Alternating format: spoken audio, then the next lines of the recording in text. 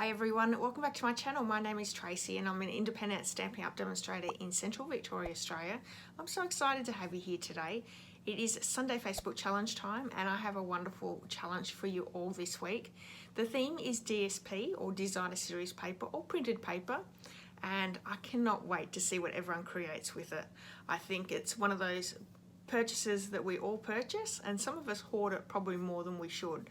So it's always nice to do a challenge where you're using up your DSP. So let me show you the project that we're working on today.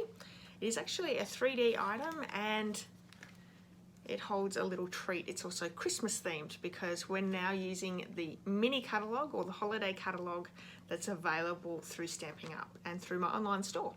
So this little treat box holds 10 little tiny starburst lollies, and yeah, I'm so excited to show you how to create it. So let's get over to the craft table and we'll get started.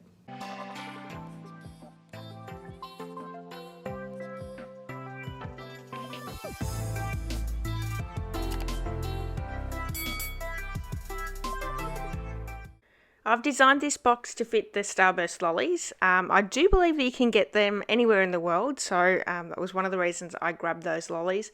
But if you're changing and you're putting something else inside, you may have to tweak around those dimensions and the score lines to fit whatever you're putting inside it. Now I'm using one of the beautiful celebration items. This is a free item throughout this month and next month.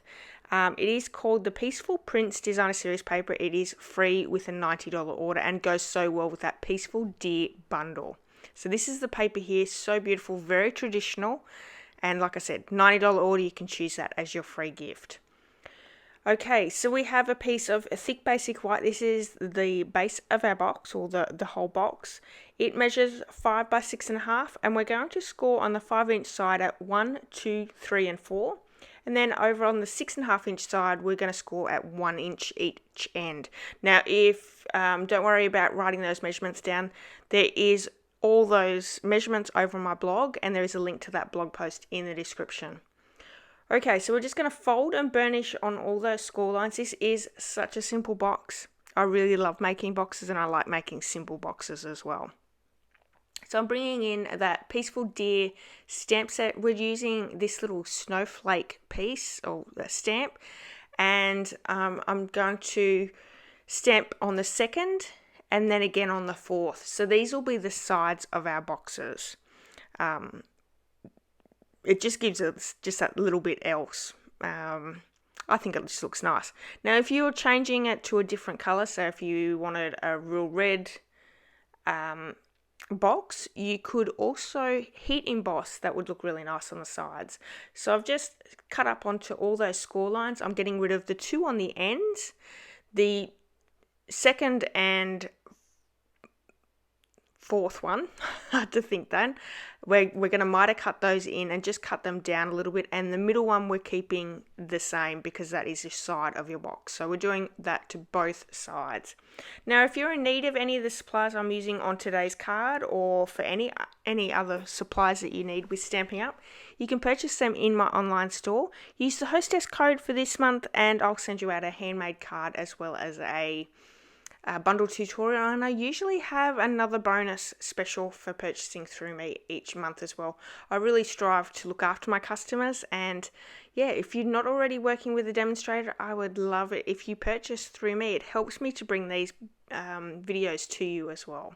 So I've just added a little bit of tear and tape on all those little tabs, so they're the ones that we've miter cut and cut down just slightly, and we're just going to layer them together to create our sides for our box. So super simple. Now also I just wanted to quickly let you know that if you're not already signed up for my email list, there is a link in the description of this video as well. I send out almost weekly emails to let you know what's going on. I also send out a monthly free tutorial just for being on my email list, and it also has links to my monthly classes as well. So if you haven't done that, please hop over to my blog and sign up for those emails, and that's where you'll get all the information of what's going on around Stampin' Up and around my business. So I'm just going to pop 10 of those in there, fold those flaps down, and then we have a strip of that beautiful Peaceful Prints Designer Series paper. This measures 11 1/4 by 7/8 of an inch, and I have the delightful tag topper. I'm just going to punch each end of that strip of DSP. You could use whatever you have, or if you don't have a tag topper punch, you could just put a hole punch in the end. That would work as well. Now you can sit there and score on those certain score lines. I like to just wrap it around the box and work out where I want it, and then I'm just going to go in and press down on those edges. Because it is DSP, you don't want to be too rough with it. You can tear the DSP paper. So I'm just going to line these up. Beautiful. Now I'm going to add a little bit of tear and tape to the bottom of that DSP. That'll keep that down.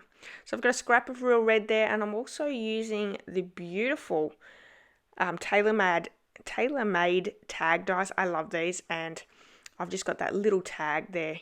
Now this sentiment comes from that delightful deer bundle. And it says let's celebrate. So there's some really great sentiments in that bundle as well. And I think that is a really nice little sentiment to pop down onto our treat box.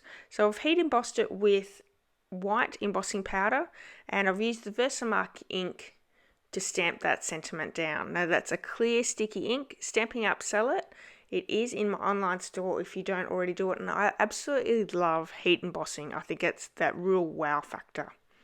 So we're using one of the ribbons from the annual catalogue. This is the Whisper White Crinkled Seam Binding ribbon.